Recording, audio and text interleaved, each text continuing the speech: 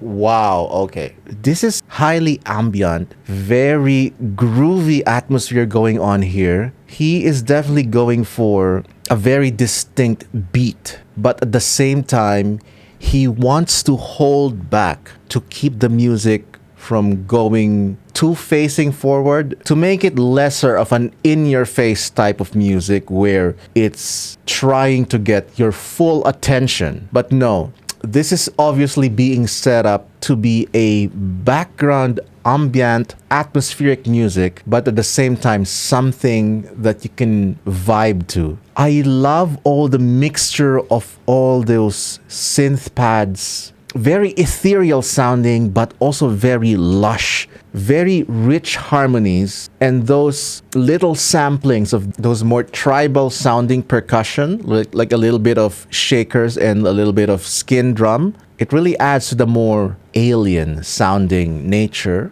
And knowing a little bit that this world, this video game world, is set on an alien world, it definitely makes sense.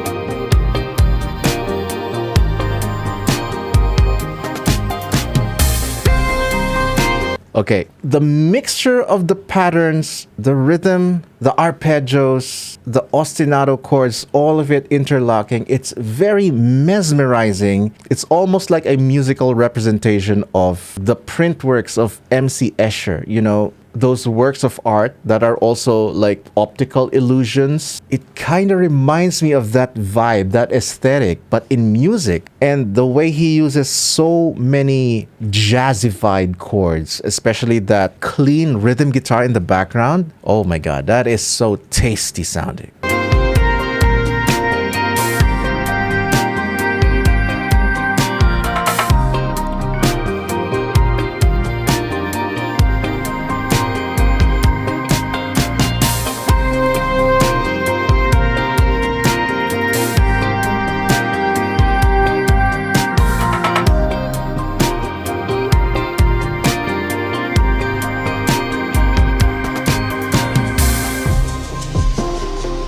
Okay, the way it was mixed and mastered really conveys a certain massiveness in terms of scale. From the little research that I did, it is set in an alien planet. So this definitely conveys that huge scale, that huge feeling that you are in an alien atmosphere and in alien environment. Everything is strange, everything is massive, and you're like a tiny dot, a tiny blip in the bigger scheme, in the grander scheme of things. Yeah, this is very much portrayed in the music. Wow.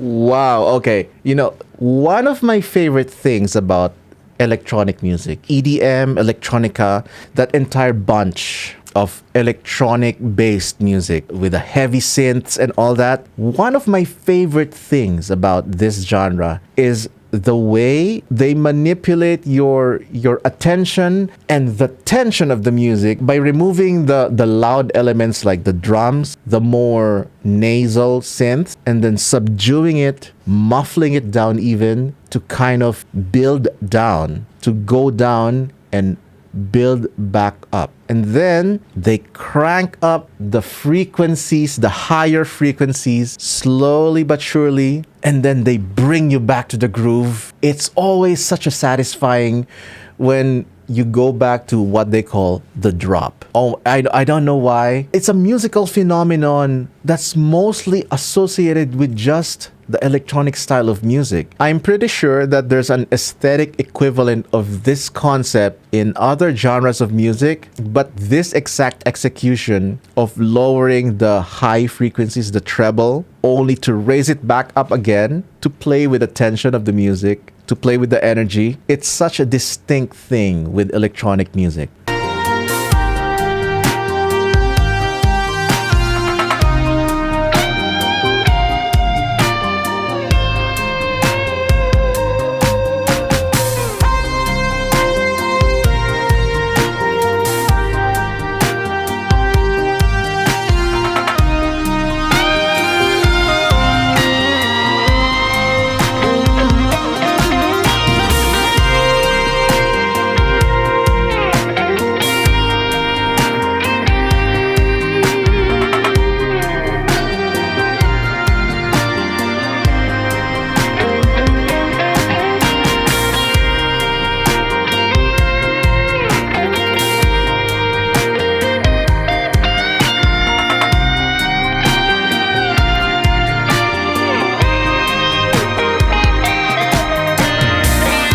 Oh, wow. This is the type of music that is an excellent type of chord progression to just jam along to. Whatever instrument you play, the same repeating chords, but in a very chill, very ethereal manner. This is the type of music that is meant not to annoy you with repetition, but just to, to have you vibe along and just chill. And the fact that the guitar sounds, the synth sounds, those melodies are doing more like long tone improvs rather than melodies that are meant to be catchy. So yes, there's an existence of melody that's going on, but they're just like jamming along, very improv sounding, mostly to create a lush sounding but very ethereal, chill atmosphere. I love it. It's oh my god, it's very relaxing but also very engaging.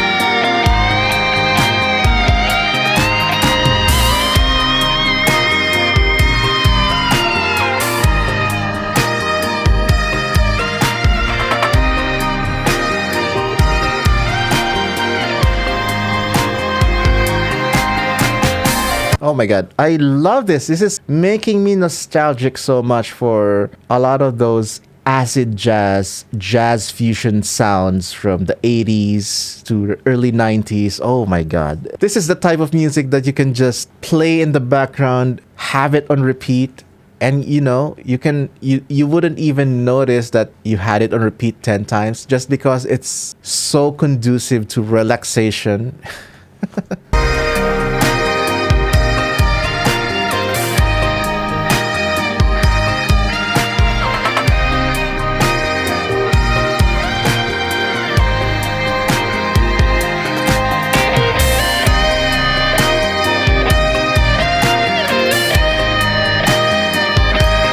Oh my god, if this was like, if I am the keyboardist and this was like a live band, the keyboard player would be just like, playing all these long tone chords and just vibing like this. Oh my god. It's making me do that right now.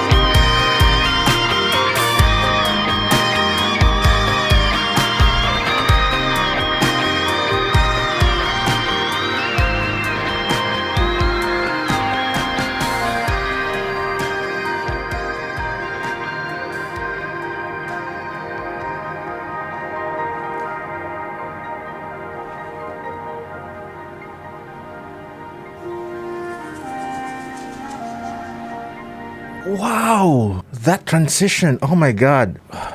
It's so addicting to listen to this.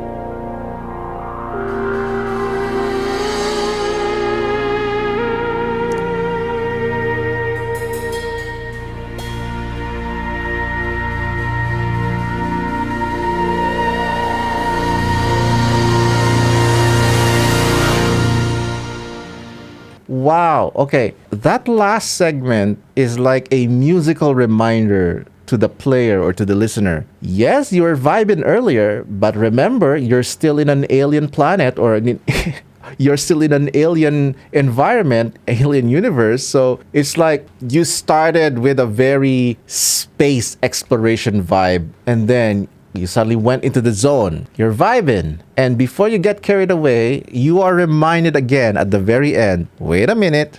Remember, don't get too overconfident.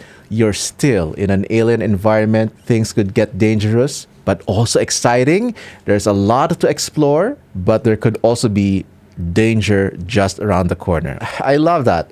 Wow. That last segment especially, it reminds me so much of this legendary electronic composer slash arranger, one of the early pioneers of electronic music, Tomita.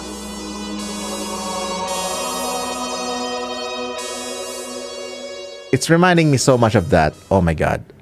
Yeah. Wow. I understand now why you wanted me to listen to this. This is bizarre. This is ethereal, all in a good way. Thank you.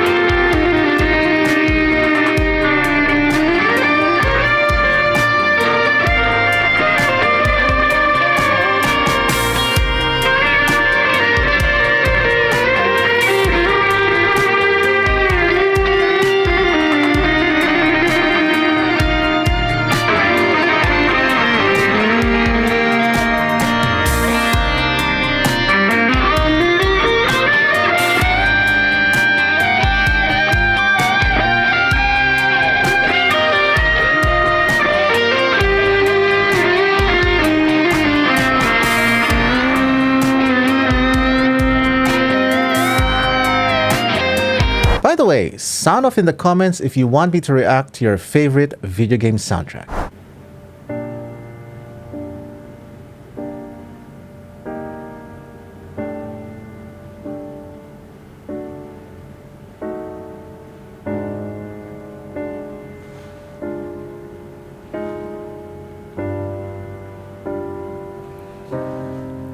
Okay, wow. Composers love to be inspired by Chopin's Prelude in E minor. I think it's just such an iconic classical piano piece with a very distinct type of descending chord progression that is perfect for portraying the sound of melancholy or the sound of sadness or the sound of depression.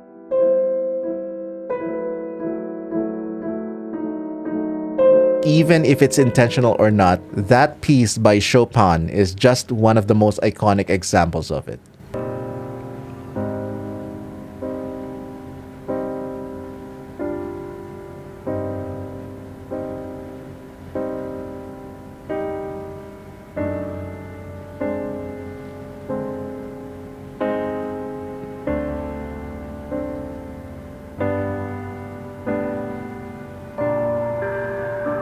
Okay, of course, the composer tries to mix it up, gives it his own spin by adding a lot more dissonances or what they would call the sour sounding chords or the chaotic sounding harmonies, simply because it goes against the traditional pleasant sounding chord, but they serve a purpose to mix things up, to cause a little bit of chaos or even subtle chaos.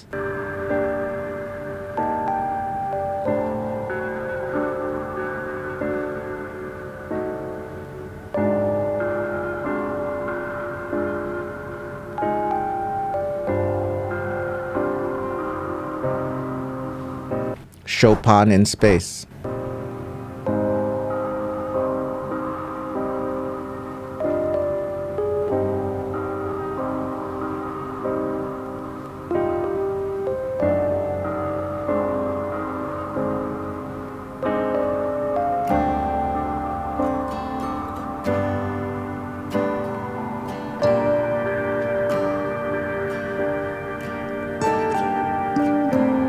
Whoa! I just realized something. When that acoustic guitar, when that guitar strumming entered, and then it mixed up with the melancholic piano and that synth melody and synth pad in the background, I just realized that Radiohead is just rock Chopin, because this new section right here with the entry of the acoustic guitar is giving me so much of Radiohead vibes, especially from their album The Bends with the song Fake Plastic Trees. But the fact that it started with piano, solo piano, reminiscent of Chopin, and then you mix up the guitar, it's just, oh my god, Radiohead is rock Chopin.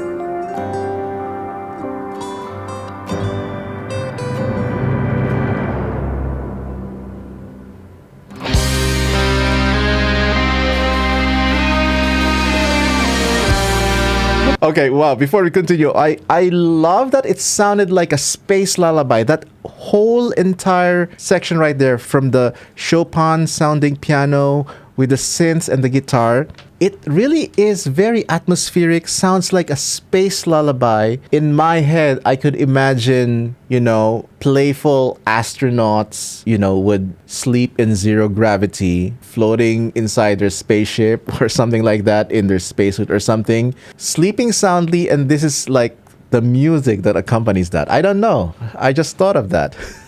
What do you think?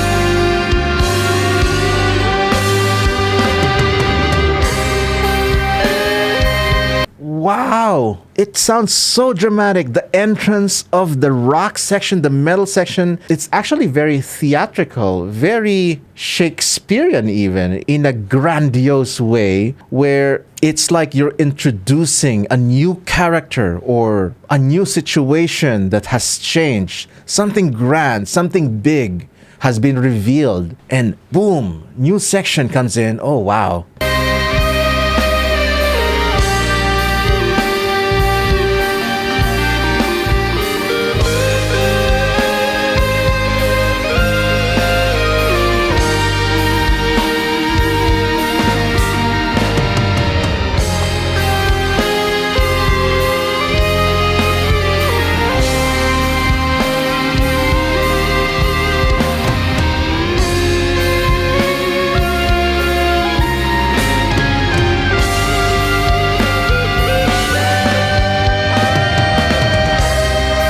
Yeah, definitely space Radiohead vibes right here. I love it.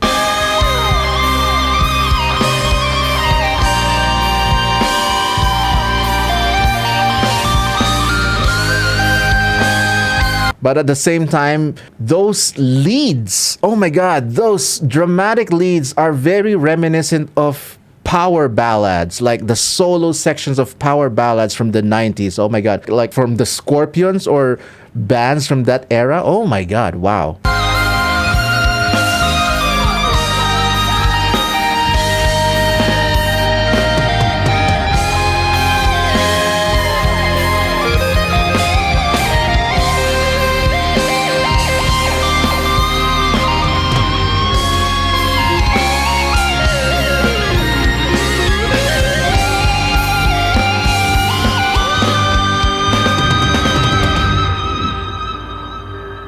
Wow, that keyboard solo is just having all the fun. Oh my god.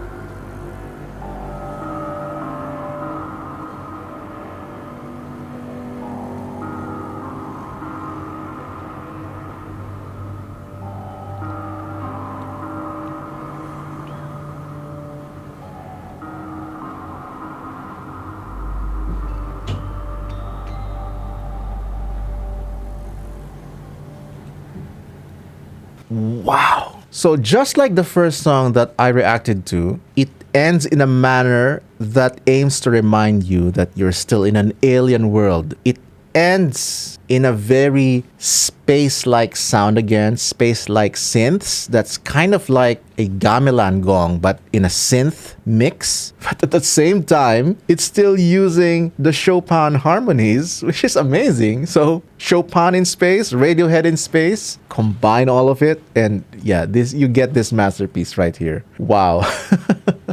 Beautiful.